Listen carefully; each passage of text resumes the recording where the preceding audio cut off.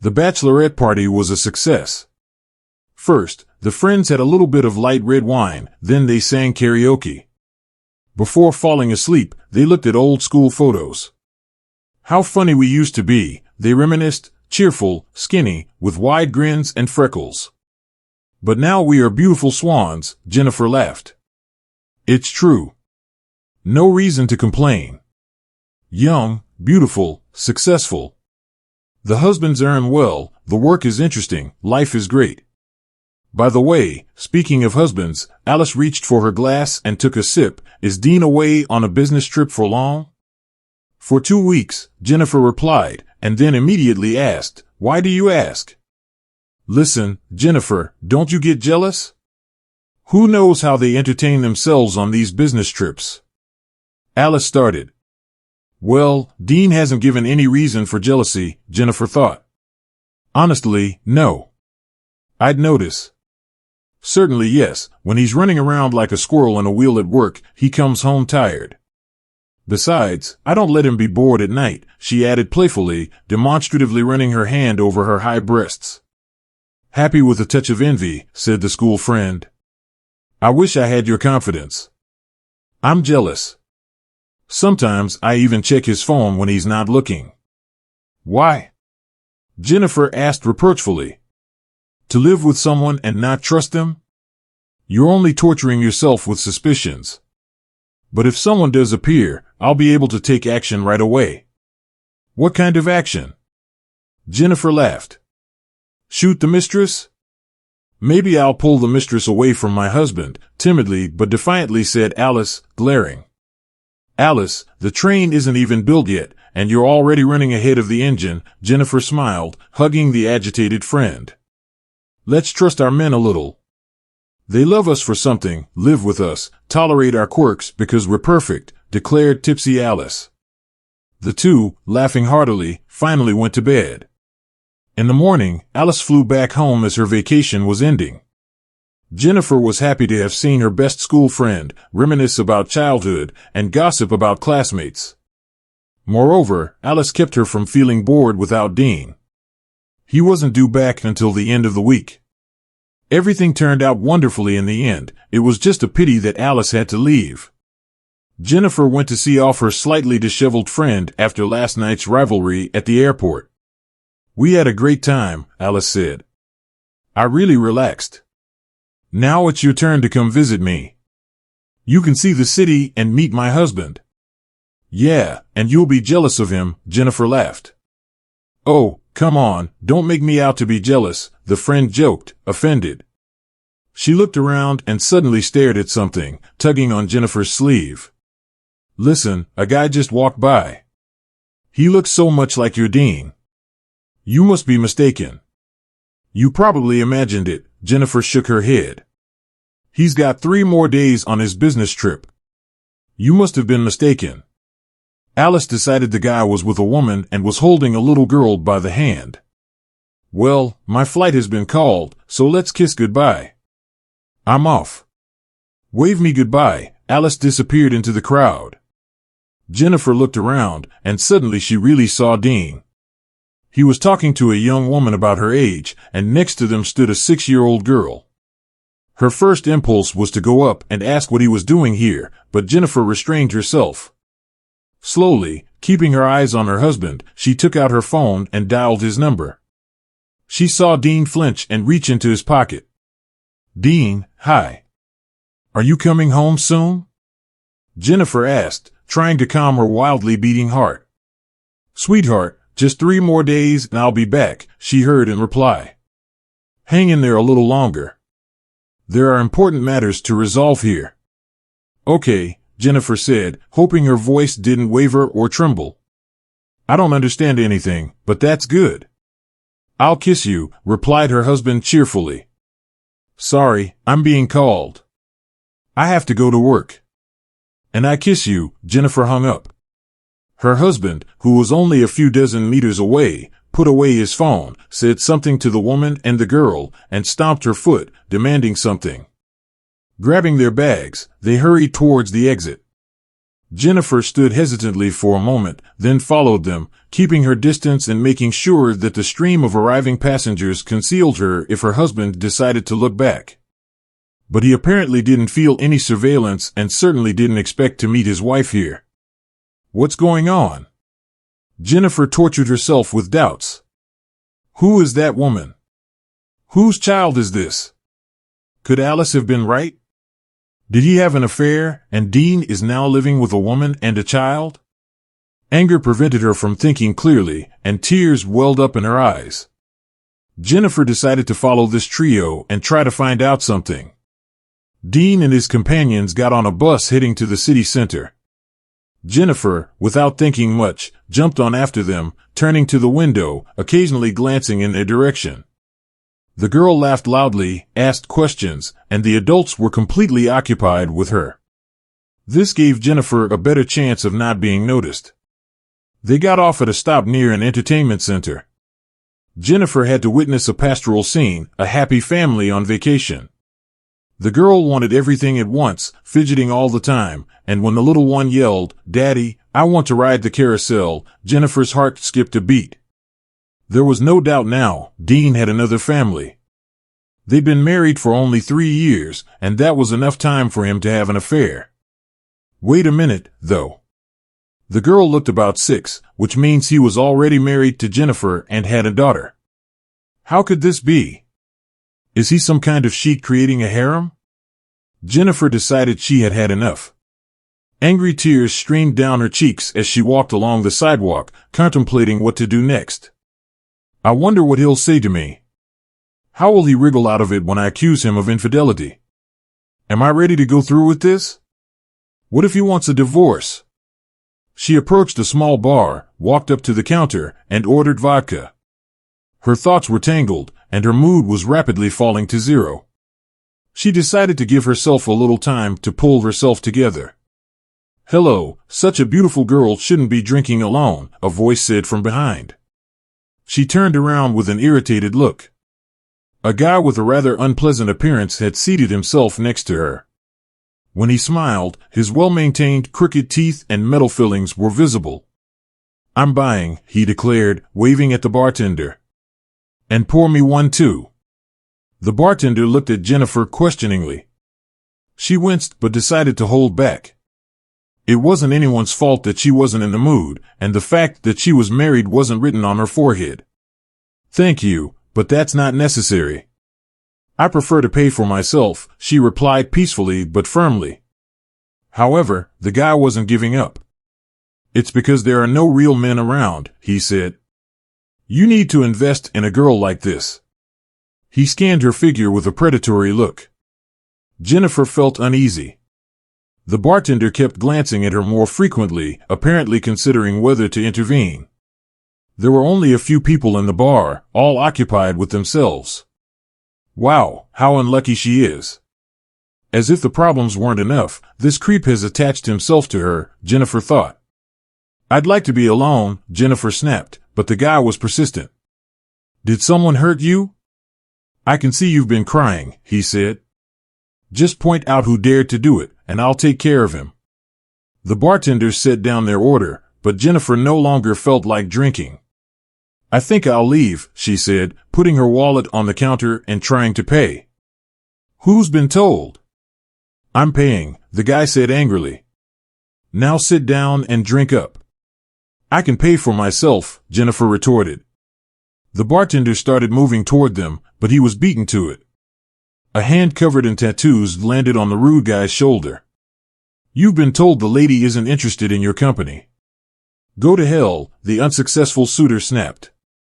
I'm not in a hurry. Well, you're leaving now, the tattooed man said calmly, without allowing the rude guy to protest. He twisted his arm, which was raised for a strike, behind his back and escorted him out the door in a half-bent position. Everything happened almost instantaneously. Jennifer, with a slight sense of dread, waited for something terrible to happen, but the shouting outside quickly subsided. The tattooed man returned alone. The bartender, now calm, resumed wiping already clean glasses. Dear lady, I apologize for this incident, he said with a broad smile, stopping a step away from her. I should have intervened earlier, but I decided to wait.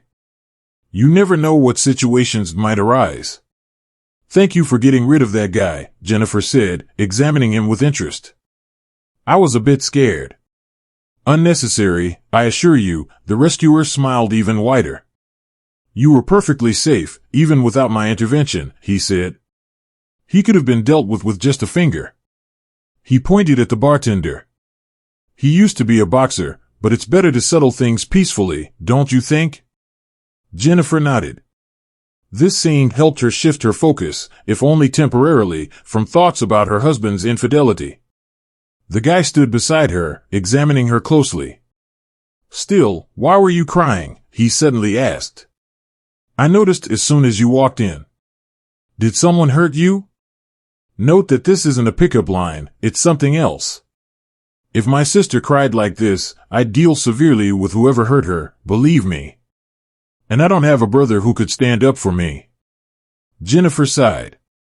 She had just calmed down, and now the hurt surged up again. Do you want me to be that person? The man said seriously. Tell me who needs their legs broken, if that would help. Jennifer sighed gloomily. Let's do this, the man suggested. We'll have a drink and talk. You'll tell me everything as if you were telling a close friend, and then we'll decide if what happened is worth shedding tears over. Agreed. Jennifer decided it would be better than drinking away her sorrow and going home to cry into her pillow. Besides, nothing unusual was happening. The guy seemed interested in her. Why not? She was in control of the situation, and then he would come around at the right time to get to know her. She became the perfect wife, cooking, doing laundry, waiting for her husband to come home from work and business trips. And now, she waited. Let's switch to you, it's easier to talk that way, the guy suggested. Accepted. Jennifer felt that talking to him was easy. He was warm and approachable. I'm all ears. Start, he encouraged her. It's quite simple, Jennifer raised a mournful gaze at him. My husband cheated on me. Oh, really? The guy's eyes widened in surprise. His piercing blue eyes, more fitting for some refined blonde, contrasted sharply with his muscular build. He actually cheated? That's male solidarity for you. Jennifer sighed. Without even knowing the details, you're ready to defend him. Unfortunately, there can be no doubt. How did you catch him red-handed? I mean, in bed with his lover? The guy continued to look at her attentively. Jennifer shrugged. Such a scene would definitely break my heart. No, nothing like that happened, but there's no doubt he was with a woman and a girl who called him daddy. It turns out that when he married me, he already had another family. The guy shook his head negatively. I disagree. So far, it only proves that he spends time with a child who calls him that, and with an unknown woman. By the way, did they show any signs of closeness? Did they kiss, hold hands? I didn't see anything like that. But isn't that enough? Jennifer felt the hurt rising again. He lied to me. I agree with that. Yes, it's bad on his part, the muscular guy acknowledged. And what do you plan to do about all this? Jennifer lowered her head. I have no idea. I don't even know how I'll look him in the eye when he returns. Are you guilty of anything towards him? He didn't take his eyes off Jennifer. If you're right, then he needs to think of excuses. She shook her head. I'm not even sure now, even about what I saw with my own eyes. That's good, the tattooed man said unexpectedly. Eyes can deceive. Only the heart sees clearly. Jennifer forced a smile. She had read The Little Prince by the French pilot 100 times in her childhood. Exactly, the guy agreed. If there are doubts, it's not worth making hasty conclusions. Would you like me to tell you a story? It's quite relevant. You listen, and then you can decide what to do. All right, Jennifer settled in more comfortably. No one was paying attention to them. Soft music was playing, so everything was conducive to a heart-to-heart conversation. Actually, the story is simple but instructive, I'd say. There was a guy, not a hero or a villain, just an ordinary guy, 17 years old, full of dreams. All thoughts only about girls, today one, tomorrow another. Everything was easy and straightforward, no commitments. And the girls he met were accordingly uncomplicated. And he was quite happy with this life, parties, friends, fun, endlessly. Youth sets its own rules. Then, one day, he met her. That special one. Jennifer asked, listening intently, yes, the special one? The guy nodded seriously. And he realized he was lost. And she wasn't particularly special. A cheap dress, after all. Where would she get fancy clothes from if she was an orphan and grew up in an orphanage? Yet she captivated him so much that he lost sleep, thinking only, I'll win her over. And she didn't even look at him. She was serious, while he was a hopeless flirt. She had already planned her life, preparing to enter college. She wasn't interested in partying, and he himself basically was too.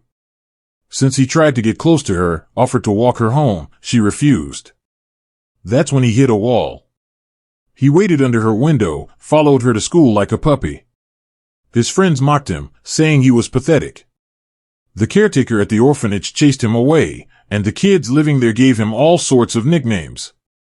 And she seemed not to notice that the guy was following her like a shadow. One day, when the school held a disco, he drank for courage and went to confess his love. She looked at him so seriously, as if peering into his soul, and shook her head. He couldn't take it anymore. Can you at least explain what's wrong with me? Maybe I'll become the way you want. Just give me a hint. And she fiddled with her braid and said thoughtfully, don't think that I have no heart. You're charming and liked by many, and that's the problem. You see, I was raised to never cheat on the one I choose, but I can't forgive his infidelity. But I don't want anyone else. The guy shouted, I don't need anyone else.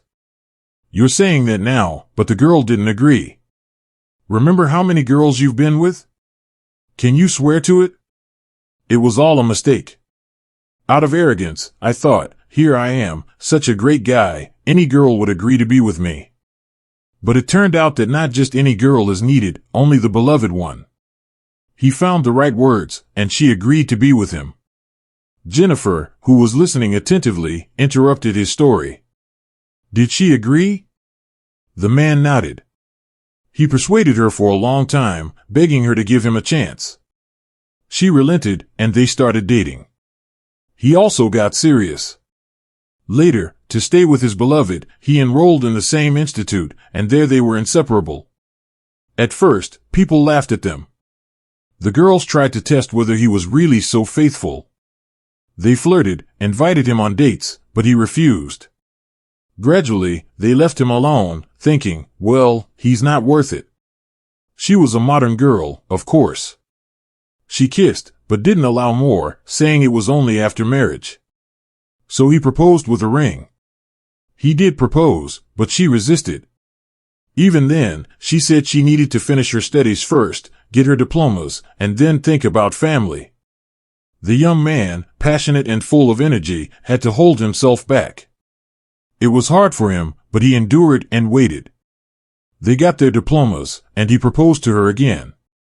This time, she agreed, and he introduced her to his family.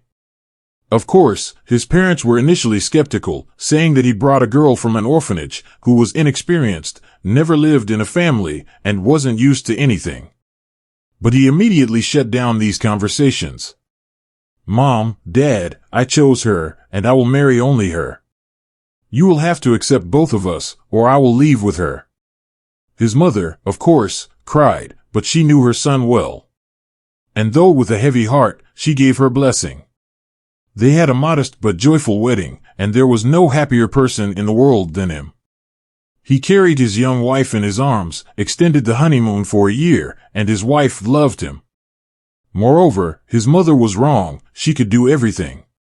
Cook, manage the household. In the orphanage, she only dreamed of having her own things, a beloved husband, a loving family, and a beautiful, cozy home.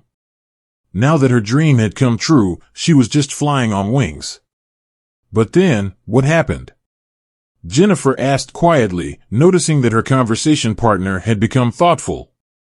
He raised his eyes to her, full of old suffering. And then it all ended, he said. And he himself, you see, he himself ruined everything. He broke it. He refused his own happiness, and he ruined his beloved's life too. How could that happen? Jennifer was waiting for an answer. Her own troubles took a back seat. She was concerned about the unknown characters in the story. It all happened like in a bad joke, the man continued with difficulty. One day, he returned from a business trip a day earlier than usual, wanting to surprise her. He didn't warn her. Bought flowers, a cake. He didn't call. He opened the door with a key and tiptoed inside. And they were sitting in the kitchen, drinking tea. It was a silent scene, worse than a police raid. They? Jennifer clarified. The man lowered his head. Yes, they. His beloved wife and some guy in his sports pants, bare-chested. What hurt the most was that he was wearing his own home pants. Such a surge of rage, such fury. He threw the flowers, stomped on the cake, and attacked the guy, hitting him once, twice. His wife screamed, clung to him, and got hit in the process. That's when his rage subsided. He let go of the guy, whose face was covered in blood, a tooth knocked out, maybe more. What's wrong with you? She said. Are you completely crazy? Why are you attacking people? At least ask what's going on first, and instead you start throwing punches. You've offended Molly for nothing. Go home. Don't you remember who drove you crazy the most when you were courting Molly? I came to the city, and we met by chance. I had to leave, but the buses were canceled, so she invited me to stay. I didn't have money for a guest house, and I didn't have anything to change into after the bath. I'm sorry I borrowed your pants. You didn't even give me a chance to explain. You just jumped straight into a fight. Well, you and he weren't looking at the guest, he was looking at his wife. She stood there, pale, with only a bruise from the punch showing on her cheek. Molly, I'm sorry, he could only say, but she looked through him. Then she went into the room and started packing her things. Where are you going at this hour? He asked, taking her things away, kissing her hands, but she was cold as ice. Carl, help me pack. We're leaving, she said to Carl. The beaten man looked at him with even some sympathy and started helping her pack. That's how they left. He later looked for her. He called the orphanage, her friends, her workplace too. Of course, they said she had quit, citing family circumstances, and she had disappeared without a trace. He couldn't find any signs of her on social media. She must have filed for divorce through the internet. Nowadays, you don't even have to go to the registry office. It's easy to get married, and even easier to get divorced. Since then, he hasn't seen her. She didn't give him a chance to ask for forgiveness. So, it turns out that he himself ruined his fate with his own hands because of that cursed jealousy. The man fell silent, staring at one spot. Jennifer touched his shoulder. Don't despair. Maybe she'll be found and you can talk, explain things. Such things happen in life, and you love each other. The man looked up at her. You guessed. I was talking about myself. Jennifer nodded. Well, learn from others' mistakes. It hurts less. He forced a smile. Give your husband a chance to explain. Talk to him.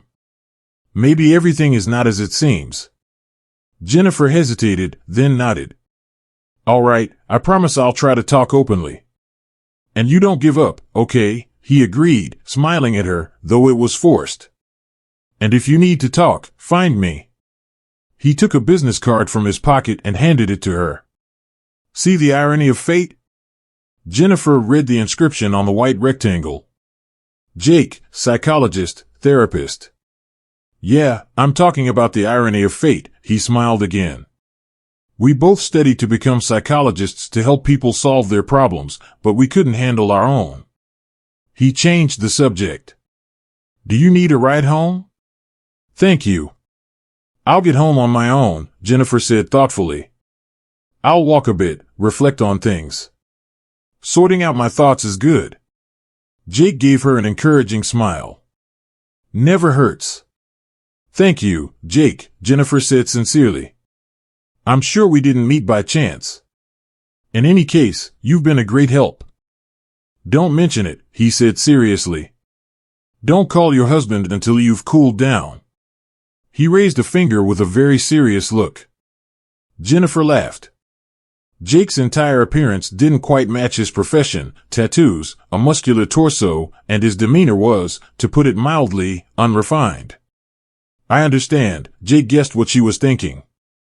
I mainly work with troubled teenagers. It's easier to get them to open up. It's hard enough for them to open up to a stranger, and if I'm in a suit with a watch, it's a total failure. They don't believe in that sort of thing. All right, consider me another troubled teenager, Jennifer agreed and added, by the way, my name is Jennifer. Nice to meet you, Jake said with a nod. Call me if you need anything, and something tells me we'll meet again. With that, he paid and left the bar. Believe him, the bartender unexpectedly spoke to her. In my experience, this isn't the first time he sits down with people like this. I don't know how he chooses, but after talking to him, people's outlook on life changes, and you're no longer crying. Sorry for butting in, he said. It's just, you were talking quite loudly, and I couldn't help overhearing. It's okay, Jennifer stood up and headed for the door. As she was leaving, she turned at the threshold and asked, Archie, tell me honestly, do you believe in fate? I do, the bartender answered without hesitation. Well, let's consider Jake as a messenger of fate, Jennifer said seriously, a modern angel in tattoos. Thank you, the coffee was excellent. Thank you, come again, the bartender replied and added, come with your husband when you sort things out. I hope. Jennifer nodded to him and went outside. The amusement park still had music playing and lights flashing, but the people she was looking for were no longer there. Jennifer walked around the city for a couple more hours, trying not to dwell on the recent offense. When she felt she had calmed down, she took out her phone and made a call. Hearing her husband's slightly surprised voice on the other end, she said, Dean, I saw you in the city with a woman and a child. I think I need an explanation. A tense silence followed. Jennifer's pulse quickened and her heart pounded in her ears. She waited. I'll come over in an hour. It's not what it looks like. Please come and explain everything, Jennifer replied. The hour was very difficult for her. The hardest part was not running through possible scenarios of their conversation, which could be anything but definitely not easy. Time seemed to stretch endlessly. She cleaned up the remnants of their previous feast, washed her hair, changed clothes, brewed tea, and prepared dinner. She thought gratefully of Jake once more. If not for that meeting in the bar, she would likely be packing bags or maybe smashing dishes, who knows? Now, she was ready to at least listen to his version of what had happened. When the key turned in the door, she flinched. Usually, Jennifer would meet her husband at the door, clinging to his neck and squealing with joy. This time was different. She walked into the hallway and stopped, watching him remove his shoes and put on his slippers. Hi, he said quietly. I'll freshen up from the road. Okay, she said, just as quietly. I'll be waiting in the kitchen. It took him about 10 minutes to freshen up. These were probably the hardest 10 minutes of her life, but she had promised herself not to create a scene or throw accusations, but to listen to everything he had to say first. Finally, he came out and sat at the table. Jennifer, I've never cheated on you in my life, he said in a way that made her believe him immediately and completely. Then tell me, who are they, and what connects you with them? Jennifer asked. I should have told you a long time ago, he sighed regretfully, but I kept hoping that somehow, besides, we don't get to see each other that often. Cindy is allowed to visit me a couple of times a year, and only under the supervision of her treating physician. The girl has been through a huge shock. Her psyche is unstable, although the doctors say she's better. Who is this girl to you? Jennifer reminded him. Oh yes, I didn't explain. He slapped his forehead. I'm rushing my thoughts. Sorry, no, she's not my daughter, if that's what you thought. Then why did she call you daddy? Jennifer asked again. Because the concept of godfather is too complicated for her understanding, Dean sighed. Cindy was left an orphan. Her entire family was killed in front of her eyes, and it so happened that I pulled her out from under the rubble of a collapsed building. This was before I met you, he explained. I did mention I served on contract, he added. Yes, you did, Jennifer recalled. He had mentioned this once, but he didn't like talking about it, and she hadn't pressed for details. I don't want to remember it, but I have to, Dean continued, as if reading her thoughts. It was terrifying there. It's not like the war movies, it's real hell. The worst part is seeing children affected by that horror, injured, dead. Cindy's village was bombed, a shell hit their house directly. Cindy survived, although she was buried under rubble. When I pulled her out, I thought she was dead, but then she suddenly opened her eyes. And there was so much pain in those eyes, so much incomprehension of what people can do to each other. Dean, you've bared your soul to me, Jennifer said, tears streaming down her cheeks. Reading about others' suffering, about wars that seem far away, was one thing. Witnessing the raw face of it, without embellishment, was entirely different. Pulling twisted bodies from ruins, taking life away from anyone, whether men, women, the elderly, or children, she shuddered, imagining her gentle, kind Dean in the midst of that hell. No, he hadn't told her anything, enduring all those terrible memories alone while supporting another child, becoming her godfather. He had chosen to bear his own cross, and she had doubted him, believing what her eyes saw and not listening to her heart. Jennifer moved closer and hugged him, pressing her cheek to his. Please forgive me, she whispered. I was so foolish, just an ordinary jealous fool. Don't say that, he replied. I was the one who was foolish. I should have told you everything right away, but I was afraid of how you'd react. Maybe you were right to doubt, Jennifer admitted. I don't even know how I would have reacted or what I would have said. And what's changed now? Dean asked cautiously. He clearly still didn't believe that Jennifer wouldn't cause a scene, argue, but would simply listen and believe his words. You see, I was really upset today. I was truly jealous, Jennifer confessed. Then I went to a bar, and there was someone who came up, calmed me down, and talked with me.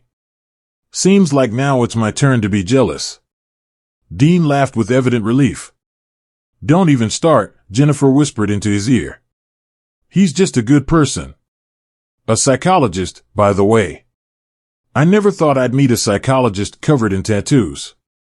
He says it's to make troubled teens feel at ease and consider him one of their own. In any case, I'm grateful to him from the bottom of my heart. Dean smiled. Jennifer, what do we do next? Now you know everything. How should we handle it? I'd like to meet the girl, Jennifer said, surprised by her own words. Before she even had time to think about them, she added, we need to consult with her caretaker. Dean pondered for a moment. Cindy is used to me, sees me as a close person, trusts me. I don't know how she would react to another woman around me.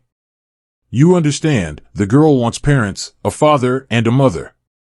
Her psychologist knows how to set boundaries. She's a caretaker to Cindy but not a mother. Cindy might start feeling jealous of you or, on the contrary, become very attached to you, cry, and demand to see you as often as possible. It's all very complicated, Jennifer. But still, thank you so much for your support, for being willing to help. We're close, and we should share everything life throws at us. Jennifer thought deeply. Now that the situation was clearer, she wasn't thinking about herself, but about the unfamiliar girl, Cindy, who had been burdened with a huge tragedy. Even an adult could break under such a burden, and she was just a child. Maybe the fact that she was so little when it all happened helped her not to go mad. Moreover, there were kind people around, and her Dean had been there all the time. Jennifer, if you really believe in me, I'd like to spend the remaining 2 days with Cindy. Dean looked at her with eyes that made her want to cry. How could it be that he, doing a good deed, was torn between them, feeling guilty? And how could she, Jennifer, suspect him of marital infidelity? She had even had vile thoughts of revenge, of settling scores, as it seemed to her then.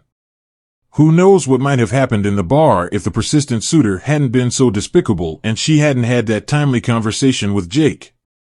For the first time in her life, Jennifer seriously thought about what psychologists do. Until now, she had viewed these people with light mockery as characters from anecdotes, but their work is incredibly difficult: to listen, understand, identify problems, and prescribe treatment.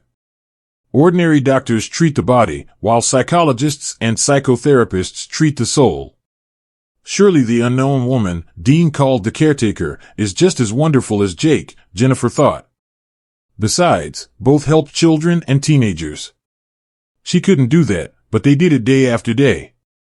She really wanted to meet her, if not Cindy herself, then at least her psychologist. Perhaps some part of her still longed to be reassured that the woman was not connected to her husband. She brought up the topic again, and Dean yielded, asking only that Jennifer communicate directly with the psychologist so that Cindy wouldn't see them together. He contacted her, explained things, and then said that a meeting was possible in the morning. He left first, and Jennifer, as agreed, went to the summer cafe. She immediately recognized the stranger she had been jealous of. The woman was about 40 years old. Her hair was styled, and she looked attentively as if she wanted to read thoughts. Her face was very plain, open, and approachable.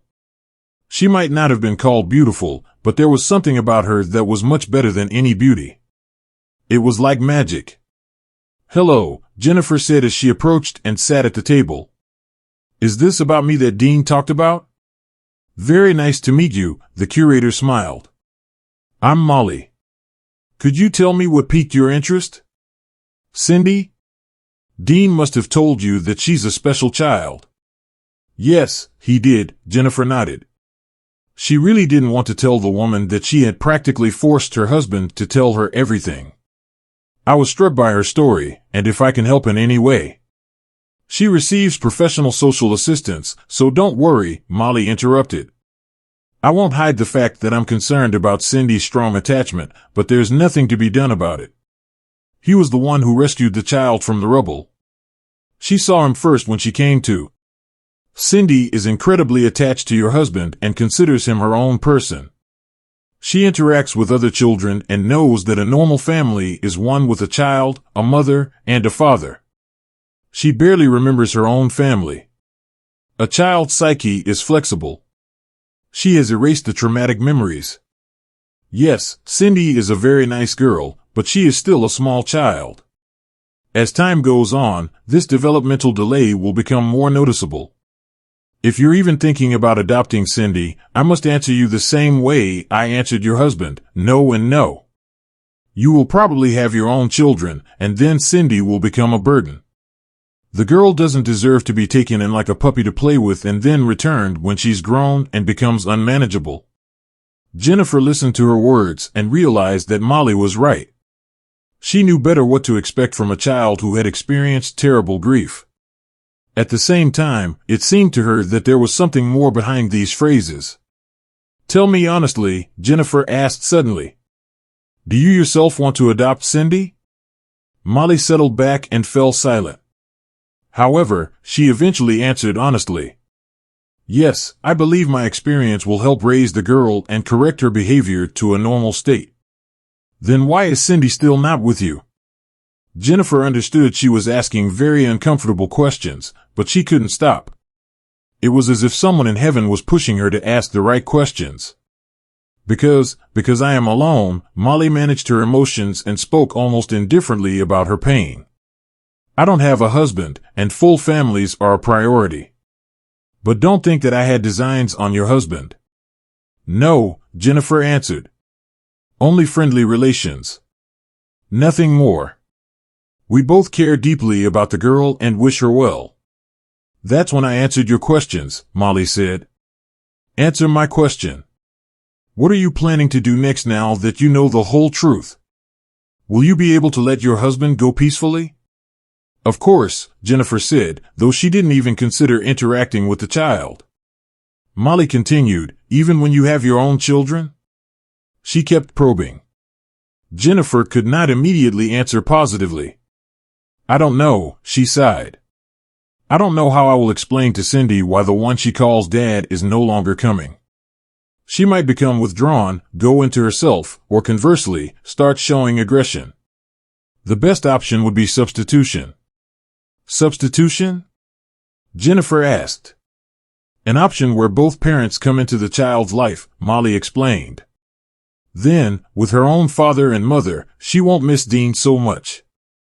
And gradually, we can get her used to the idea that he needs to be let go. Jennifer, it's not easy, Molly continued. I considered the option where Dean and I would adopt her, Molly stated, but then paused. But that was just a test of emotionality. You can't imagine sharing your husband's attention with another woman. You will undoubtedly start to be jealous of him towards Cindy. It's not the same thing. Jennifer, actually, it's almost the same, Molly persisted.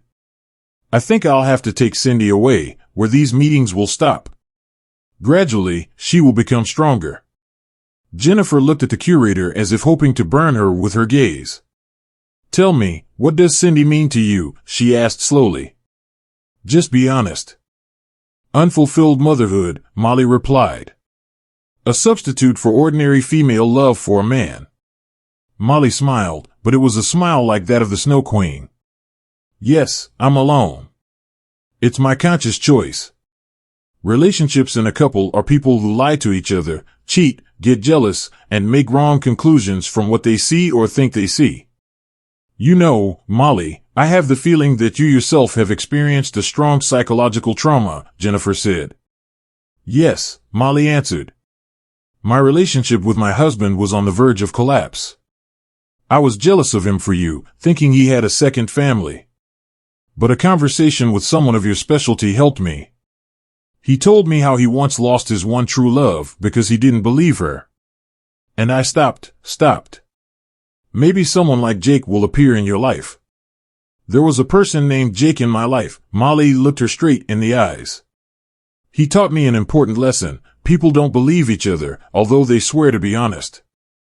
Everyone lies, as Dr. House said, although I'm grateful that now I help people avoid making fatal mistakes. Jennifer listened and couldn't believe her ears. No, there couldn't be such incredible coincidences. By the way, have you always been called Molly, just like that, and not by some other variations of the name? Jennifer asked. Why do you want to know? Molly was surprised. Jennifer's unease was palpable, and she had a premonition that something was coming. Well, people called me Molly, Molly reluctantly admitted. Jake also likes your name. Jennifer pulled out a business card from her purse. So it turns out your story saved our marriage, she said. Molly read what was written on the card, and her eyebrows shot up. Jake, a practicing psychologist. I would never have thought. Why?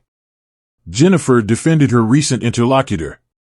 He was always extremely unlike the typical image of a person in that profession. Molly shrugged. And he still isn't. Jennifer found it amusing. You should see his tattoos. Teenagers love them. What is he like now? Molly asked quickly. Wow, it seems you can break the ice. Jennifer paused for a second. Big, kind-hearted, reliable, she described Jake in 3 words, and still regretted what she had done. He was looking for you, she added. I know, Molly said. The psychologist was deep in thought. Jennifer decided this was beneficial. You never know what twists fate might have in store. I have to go, she said, standing up as if she had not just had tea, leaving Jake's business card on the table.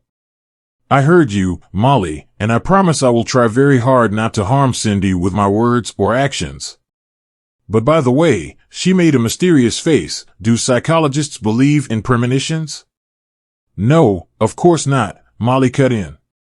But Jennifer felt more sure than ever that Molly was lying. She really wanted to believe. It's a pity, because I have a premonition that changes are coming soon in your life, Jennifer declared and left, mentally celebrating her small victory over this strange, very professional, and very unhappy woman. Soon, Molly and Cindy returned to the orphanage where the girl lived. Dean also returned to his usual routine. He didn't mention any business trips, and he became more attentive, giving Jennifer pleasant gifts. Their relationship seemed to return to the honeymoon phase, and the results were not long in coming. "Dean, I'm pregnant," Jennifer announced to her husband, her eyes sparkling. "Jennifer, my love, what news?" Dean jumped up, picked up his laughing wife in his arms, and spun her around the room. "We need to celebrate this. How about we celebrate this event at a small, cozy bar?" Jennifer suggested. "You could say that fate gave me a hint to avoid making mistakes." Dean raised his eyebrows in surprise, but didn't ask any questions. They arrived at the bar where Jennifer had met Jake. The bartender recognized her immediately, smiled, and nodded toward Dean. "Ah, husband." Dean confirmed, "Meet Dean, and this is Archie." "Hello, Dean." Archie shook hands with the bartender and suddenly asked, "Are you by any chance a famous boxer?" "Yes, that's me, but boxing is in the past," Archie smiled. "Good bartenders are needed just as much, right?" Dean was taken aback. He definitely disagreed but didn't dare to object out of politeness. "Absolutely," Jennifer answered instead of Archie. "In essence, they are the same. Psychologists, where else can you have such open conversations if not in a bar?" Dean shifted his gaze from one to the other, not understanding. He looked questioningly at Jennifer, who was smiling. When her husband went outside to smoke, Jennifer asked, "Has Jake not shown up?" "I would like to talk to him." Archie looked at her in surprise. "Jake was here yesterday. He was about to leave.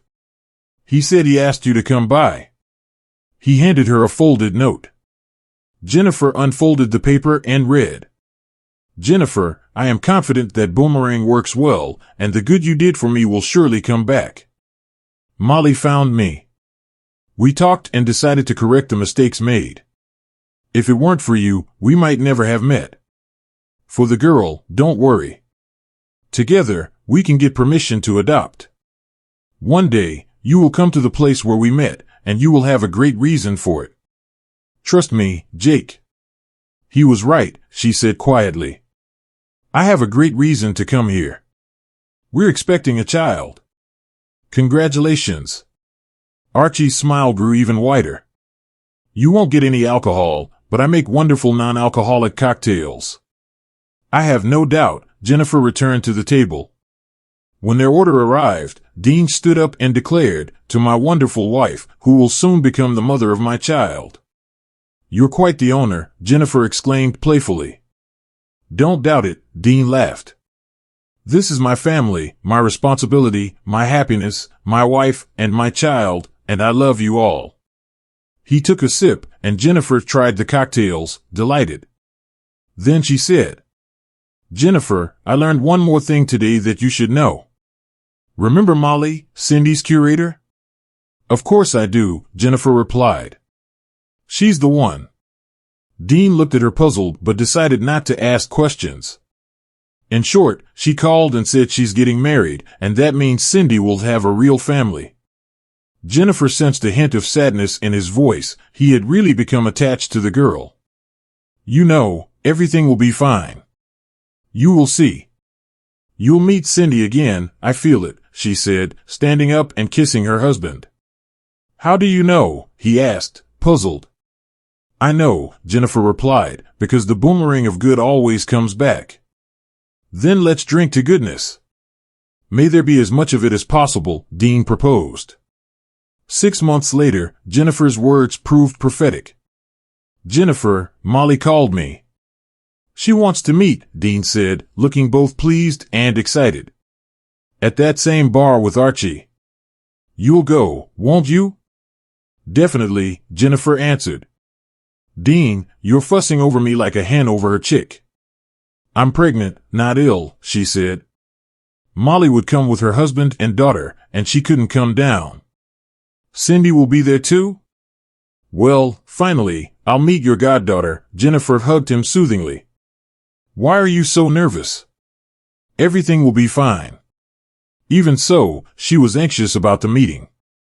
However, any concerns, if they existed, were unfounded. There were 3 people at the table, but she only looked at the girl. Jennifer had only seen Cindy briefly when she had been fussy and very demonstrative. Now she had grown, and her behavior had changed. She was an ordinary girl, smiling, sitting there, enjoying her ice cream. Then Cindy saw Papa. Like a whirlwind, she dashed across the room and hung around his neck. Papa! Papa, she shouted. Jennifer's heart skipped a beat. Papa, come here. I want you to meet my godfather. Cindy turned to Jake. Coming, little one, coming, Jake replied. He approached them, still as big, warm, and reliable, covered in tattoos that a psychologist probably shouldn't have. But what does it matter if the person works magic and performs real miracles, healing souls? This is my papa, Cindy introduced him with an important air. And this is my mommy. He's also my papa, but my godfather. My priest explained to me that he is a very important person in my life. I don't know the aunt, Jennifer said. My name is Jennifer. I'm your godfather's wife, she explained, looking closely at the girl, searching for any differences. But no, Cindy behaved like an ordinary, happy child, content with life. Whether therapy helped her forget the terrible things she had endured or it was the love surrounding her, it didn't matter to the adults. Hello, Jennifer, I'm Cindy. The girl introduced herself and looked at Jennifer's significant belly. Are you expecting a little one? She asked thoughtfully. I think my mommy and daddy need to think about a little brother or sister. Who will I play with otherwise? The adults laughed. Molly blushed slightly, and Jennifer thought that miracles do happen in life, but they are most often performed by good people.